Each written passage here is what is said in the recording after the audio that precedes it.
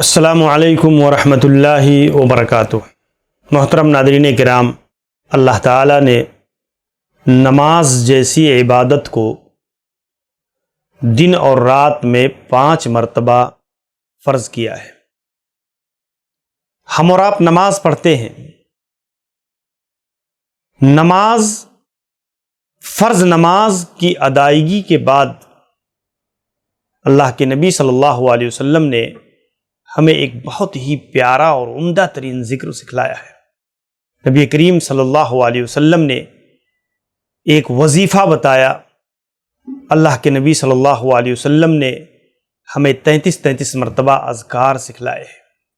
حضرت ابو ہریرہ رضی اللہ عنہ راوی حدیث ہیں، کہتے ہیں کہ اللہ کے نبی نے فرمایا، من سبح اللہ فی دبر کل صلاۃ 33 کہ جو آدمی ہر نماز کے بعد 33 مرتبہ سبحان اللہ وحمد اللہ 33 اور 33 مرتبہ الحمدللہ اور 33 مرتبہ اللہ اکبر کہے، فَتِلْكَ 99 تو یہ 99 مرتبہ یہ اذکار ہو جاتے ہیں۔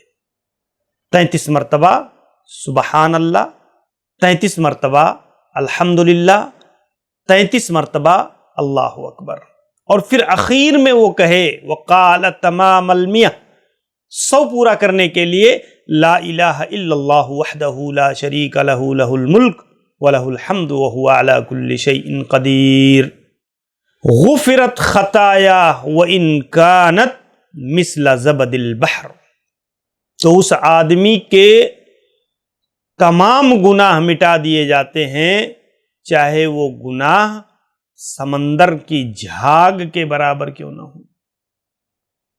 سمندر کی جھاگ کے برابر ہی کیوں نہ ہو، اللہ تعالیٰ اس کے گناہ کو معاف کر دیتا ہے۔ ایک حدیث میں اللہ کے نبی صلی اللہ علیہ وسلم نے جہاں غریب صحابہ کرام نے اللہ کے نبی کی خدمت میں آ کر کے مالدار صحابہ کے بارے میں ذکر کیا کہ اللہ کے نبی وہ تو ہم سے آگے نکل گئے، اللہ نے انہیں مال دیا ہے، وہ اس کو خرچ کرتے ہیں، آپ ہمیں کچھ ایسا وظیفہ، کوئی ایسی چیز بتائیں کہ ہم جب اس کو کریں تو ہم بھی آگے نکل جائیں۔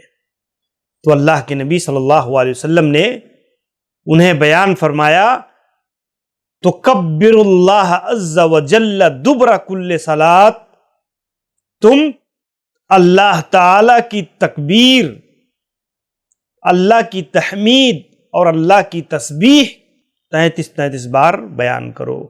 غفرت لہ ذنوبہ لو کان مثل زبد البحر، تو تمہارے گناہ معاف کر دیے جائیں گے اگرچہ وہ سمندر کی جھاگ کے برابر کیوں نہ ہو۔ آپ دیکھیں یہاں بھی اللہ کے نبی نے وہی بات دہرائی اور وہی کلمات سکھلائے۔ ہم فرض نماز ادا کرتے ہیں، فرض نمازوں کے بعد ہمیں اپنے مصلی پر تھوڑی دیر بیٹھ کر کے اپنی عام روٹین میں، اپنی عادتوں میں اس چیز کو شامل کرنا چاہیے کہ ہم اور آپ تھوڑی دیر رک کر کے یہ اذکار ضرور اس پر عمل کرنے کی کوشش کریں، ان اذکار کو اپنے وظائف میں شامل کرنے کی کوشش کریں۔ اللہ کے نبی صلی اللہ علیہ وسلم نے اس حدیث میں بڑی اہمیت بیان فرمائی ہے۔ اللہ تعالی ہمیں اس پر عمل کی توفیق عنایت فرمائے۔ السلام علیکم ورحمۃ اللہ وبرکاتہ۔